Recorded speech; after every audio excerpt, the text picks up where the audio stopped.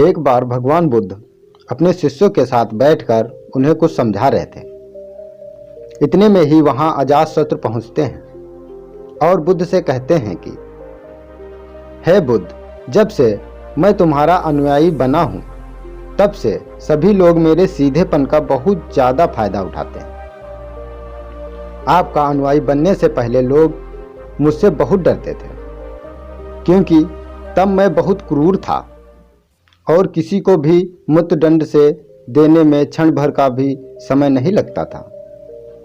आपका अनुयायी बनने के बाद अब मेरा मन इस कामों को करने को तैयार नहीं होता है और मैं सभी लोगों को प्रेम देना चाहता हूँ, परंतु कुछ लोग इस बात का गलत फायदा उठा रहे हैं और इससे मेरी प्रजा को बहुत खतरा है।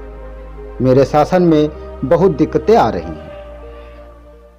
अब बताएं मैं क्या करूं?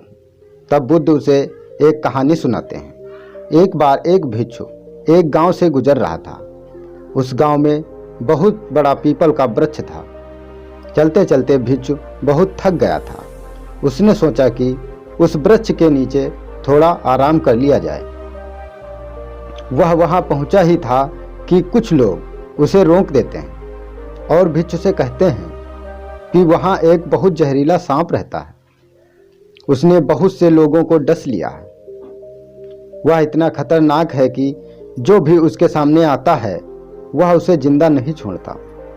भिक्षु मुस्कुराता है और कहता है, एक दिन तो सभी को मरना है। अगर मुझे आज ही मरना होगा तो मैं इससे कौन सी बड़ी बात है। आप सभी मेरी जरा भी चिंता ना करें और मुझे आज्ञा दें। भिक्षु वहां से चल देता है और पेड़ के नीचे अपना आसन बिछाकर बैठ जाता है। थोड़ी ही देर बाद उसके सामने सांप आता है और उससे कहता है, क्या तुम्हें मुझसे डर नहीं लगता? क्या तुम्हें पता नहीं है यह मेरा इलाका है और यहाँ पर आने की किसी की भी हिम्मत नहीं होती? तब भिक्षु उसे बहुत ही प्रेम के साथ कहता है, इसमें डर वाली बात कौन सी है? तुम जो भी करते हो वह इसलिए करते हो क्योंकि तुम्हें डर है कि कोई तुम्हें मार ना दे, इसलिए तुम दूसरे को डराते हो। मुझे किसी बात का डर नहीं है, ना ही मुझे मृत्यु का डर है और ना ही जीवन की लालसा। कोई मुझे नुकसान पहुंचा ही नहीं सकता, तो फिर मैं क्यों डरूं? सांप को यह सुनकर बहुत गहरा आघात पहुंचता है। उसने आज तक ऐसे व्यक्ति देखे जो उससे डर कर भागते थे। उसने आज तक ऐसा कोई भी व्यक्ति नहीं देखा था जो उससे नहीं डरे। भिक्षु की इतनी बातें सुन सांप उसके चरणों में लेट जाता है और उनसे कहता है, आज तक मैंने जो भी किया अपनी जान बचाने के लिए किया, क्योंकि अगर मैं इस तरह का रूप धारण नहीं करता तो लोग मुझे जिंदा नहीं छोड़ते। तब भिक्षु उससे कहता है, तुम एकदम सही कर रहे हो, लेकिन अगर तुम इस मोह से मुक्त होना चाहते हो तो एकदम शांत हो जाओ, प्रेम से भर जाओ। यह जानो कि एक दिन जीवन समाप्त हो ही जाएगा। इसके लिए बुरे कर्म करने की कोई आवश्यकता नहीं है। इतना कहकर वह भिक्षु वहां से चला जाता है और सांप उस भिक्षु की सारी बातें अपने दिमाग में बैठा लेता है और वह यह तय करता है कि आज से वह कोई भी गलत काम नहीं करेगा।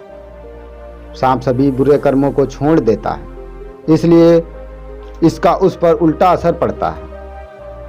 जो लोग उसे पहले देखकर भागते थे अब उसके सीधेपन का गलत उपयोग करने लगे।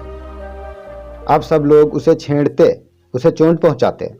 जब सांप अब बहुत दुखी रहने लगा और बहुत ज़्यादा चोट से ग्रस्त रहने लगा, अब उसके शरीर पर बहुत से चोट के निशान बन गए, क्योंकि अब वह लोगों का नुकसान नहीं पहुंचाता था और सभी लोग के साथ प्रेम से रहने की कोशिश करता था।